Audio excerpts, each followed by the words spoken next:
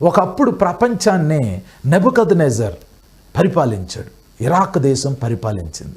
తర్వాత మాదియా పారసీక అంటే ఇరాన్ దేశం పరిపాలించింది. తర్వాత అలెగ్జాండర్ అంటే గ్రీక్ సామ్రాజ్యం పరిపాలించింది. తర్వాత రోమ్ సామ్రాజ్యం ప్రపంచాన్ని పరిపాలించింది. ఇప్పుడు ఆ సామ్రాజ్యాలన్నీ పడిపోయినాయి. ఇప్పుడు నెబుకద్నెజర్ చూసిన ఆ విగ్రహంలో, ఆ ఎత్తైన విగ్రహంలో అన్ని రాజ్యాలు అయిపోయినాయి. ఇక మిగిలిపోయిందే ఆ విగ్రహం యొక్క పాదాలు. ఆ పాదాలకి 10 వేళ్ళు ఉన్నాయి. ఆ 10 వేళ్ళు, ఆ పాదాలు ఇనుము మట్టితో తయారు చేయబడి ఉన్నాయి. ఇప్పుడు ఆ ఇనుము మట్టితో చేయబడిన రాజ్యము రాబోతుంది. ఆ పాదాలకి 10 వేళ్ళు ఉన్నాయి కాబట్టి 10 దేశాలు కలిసి ఈ ప్రపంచాన్ని మొత్తాన్ని పరిపాలించడానికి లెగవబోతున్నాయి. ఆ రాజుల కాలంలో పరలోకమందున్న దేవుడు ఈ భూమి మీద ఒక రాజ్యాన్ని స్థాపించబోతున్నాడు. ఇంత చెప్పాను కదా. ఇప్పుడు దానికి మనకి సంబంధం ఏంటో తెలుసా అండి? ఇప్పుడు ప్రపంచ రాజకీయాల గురించి 2 మాటలు చెప్తాను వినండి. 1914 నుండి 1919 వరకు మొదటి ప్రపంచ యుద్ధం జరిగింది. 1939 నుండి 1945 వరకే రెండవ ప్రపంచ యుద్ధం జరిగింది.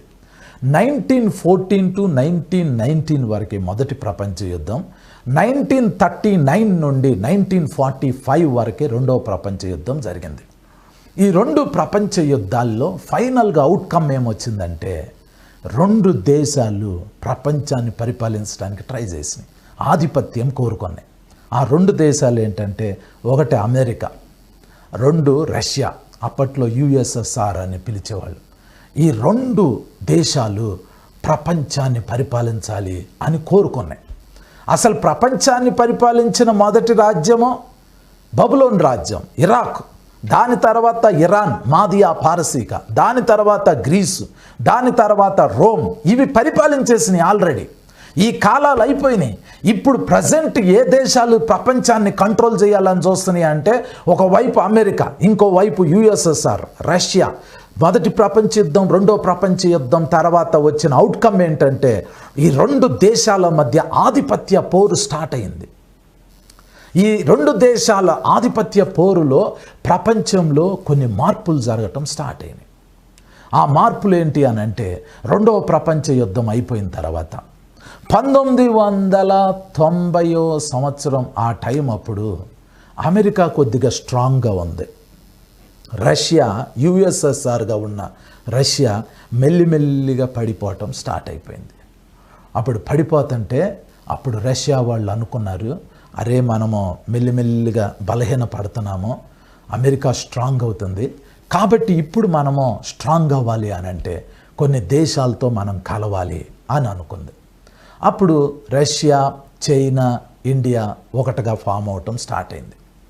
ఈలోపు అమెరికా అలాగే యూరోప్లో ఉన్న కొన్ని దేశాలు ఏమనుకుంటున్నాయి అంటే, అరే రష్యా దాని దగ్గర పవర్స్ ఉన్నాయి, న్యూక్లియర్ వెపన్స్ ఉన్నాయి, సైన్యం ఉంది, అది అటాక్ చేస్తే మనం దెబ్బతింటాము అని చెప్పి యూరోప్లో ఉన్న దేశాలన్నీ ఒక కూటమిగా ఫామ్ అయినాయి. దాన్ని నాటో అంటారు.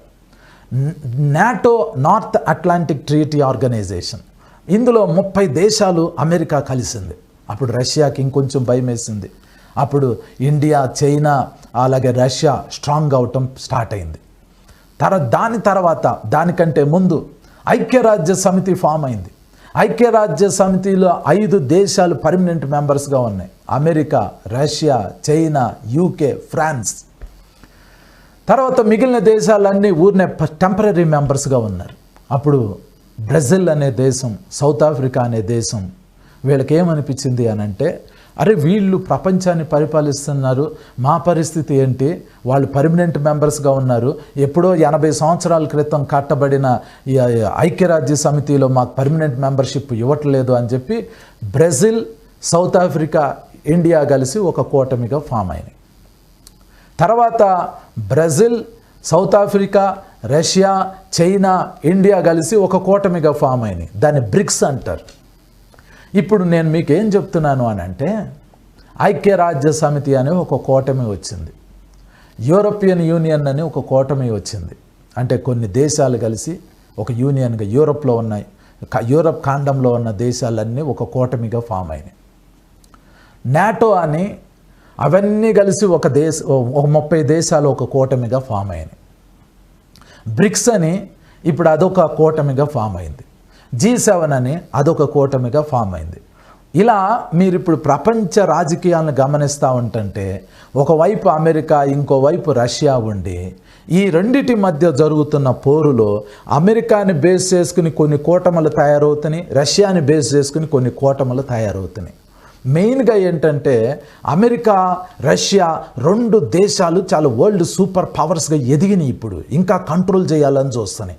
వీటిని బేస్ చేసుకునే చాలా దేశాలు కూటములుగా ఫామ్ అవుతున్నాయి. ఇప్పుడు అరబ్ దేశంలో, అరబ్ అంటే మిడిల్ ఈస్ట్ ప్రాంతంలో ఇజ్రాయెల్ దేశం ఒంటరిగా ఉంది.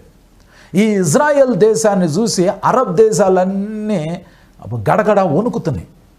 ఎందుకంటే ఇజ్రాయెల్ దేశాన్ని ఎదుర్కోవటము ఏ అరబ్ దేశానికి, ఏ ఇస్లామిక్ దేశానికి సాహసం చేయట్లా.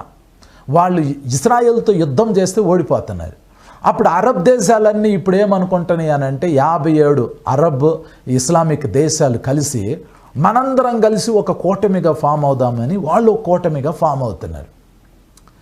ఇప్పుడు అరబ్ దేశాలన్నీ ఒక కూటమి అవుతున్నాయి. తర్వాత నాటో ఒక కూటమి అయింది, బ్రిక్స్ ఒక కూటమి అయింది, G7 ఒక కూటమి అయింది, EU ఒక కూటమి అయింది. ఈ పేర్లన్నీ మీరు ఇంటర్నెట్లో కొడితే ఈ దేశాలన్నీ కలిసి కొన్ని గ్రూప్స్గా ఫామ్ అయిపోయి ఆయా దేశాలు ఒక కూటమిగా అయింది. అయితే ఇప్పుడు ఏం జరగబోతుందో తెలుసా అండి?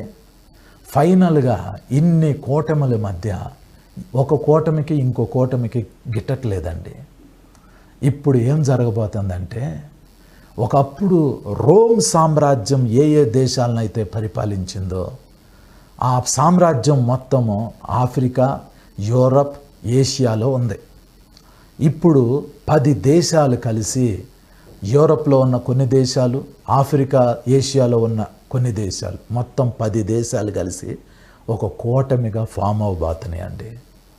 ఈ కూటమిగా ఫామ్ అయినప్పుడు 10 దేశాలు ఒక కూటమిగా ఫామ్ అయ్యి మనకి అనౌన్స్మెంట్ ఏం చేస్తారంటే నాటో కాదు, EU కాదు, UNO కాదు, బ్రిక్స్ కాదు, G7 కాదు, ఈ అరబ్ దేశాల్లో ఉన్న 57 అరబ్ నాటో కాదు, మేమే ప్రపంచాన్ని పరిపాలించబోతున్నాము అని 10 దేశాలు కలిసి ఒక కూటమిగా ఫామ్ అవుతాయి. నాకు తెలిసి ఆ 10 దేశాలు ఏమేంటి అని అంటే ఆ బొమ్మలో ఉన్న దేశాలు మెయిన్గా ఉంటాయి.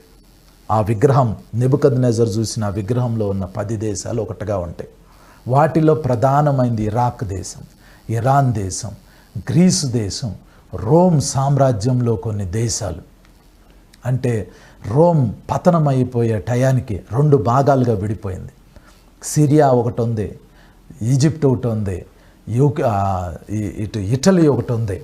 ఇట్లా 10 దేశాలు కలిసి ఒక మహాకూటమిగా రాబోతున్నాయండి.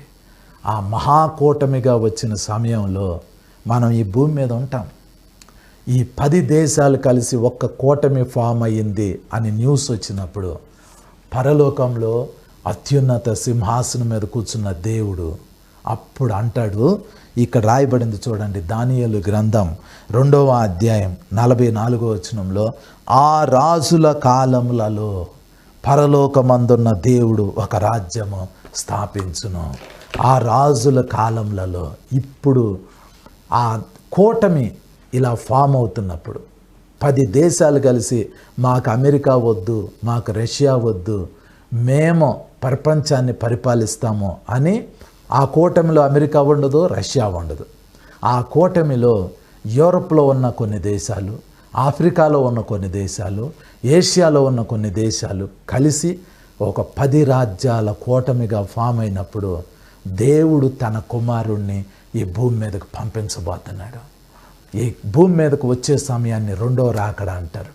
కరెక్ట్గా 10 దేశాలు కలిసి ఒక్కటిగా అవుతున్న సమయంలో సంఘం ఎత్తబడింది. అంటే మనం ఇప్పుడు సంఘం ఎత్తబడే కాలంలో ఉన్నాము. ఇప్పుడు వరకు అమెరికా వరల్డ్ సూపర్ పవర్ అయింది, రష్యా వరల్డ్ సూపర్ పవర్ అయింది, అరబ్ దేశాలు అనుకున్నయే ఎంతకాడికి అమెరికా రష్యానే సూపర్ పవర్స్గా ఉండాలా, మేమిప్పుడు సూపర్ పవర్ అవ్వాలి అని దేశాలన్నీ ఒకటవుతున్నాయి. ఈ దేశాలన్నీ ఒకదాంతో ఒకటి కలవు. అమెరికా ఉన్న చోట రష్యా ఉండదు, రష్యా ఉన్న చోట అమెరికా ఉండదు. కాబట్టి మిగిలి ఉన్న దేశాలు 10 రాజ్యాలుగా ఫామ్ అవబోతున్నాయి. ఈ రాజ్యం ఫామ్ అయినప్పుడు దేవుడు తన కుమారుడిని పంపించబోతున్నాడు. ఆ యేసు ప్రభు ఆ రెండోసారి భూమి మీదకి వచ్చేదాన్ని రెండో రాకడ అంటారు. కానీ 10 రాజ్యాలు ఫామ్ అయ్యే టైంలో సంఘం ఎత్తబడబోతుంది. మనము ఎత్తబడే దినాల్లో ఉన్నాము. దేవుని కుమారి, దేవుని కుమారుడా, మీరు నమ్మినా నమ్మకపోయినా దశరాజ్య కూటమి, 10 రాజ్యాల కూటమి ప్రపంచంలో ఫామ్ అవబోతుంది. ఎప్పుడో దానియేలు గ్రంథం 2:44 ఎప్పుడో 2600 సంవత్సరాల క్రితం రాయబడిన ప్రవచనం ఇప్పుడు మన కాలంలో మన కళ్ళ ముందు నెరవేర్పు జరగబోతుంది. ఇప్పుడు సంఘం ఎత్తబడే దినాల్లోకి మనం వచ్చేసాం. మనల్ని మనం సిద్ధపరచుకుందాం, దేవుని రాజ్యంలో ఎత్తబడదాం. అట్టి కృప పరిశుద్ధాత్మ దేవుడు మనందరికీ దయచేయునుగాక. ఆమేన్.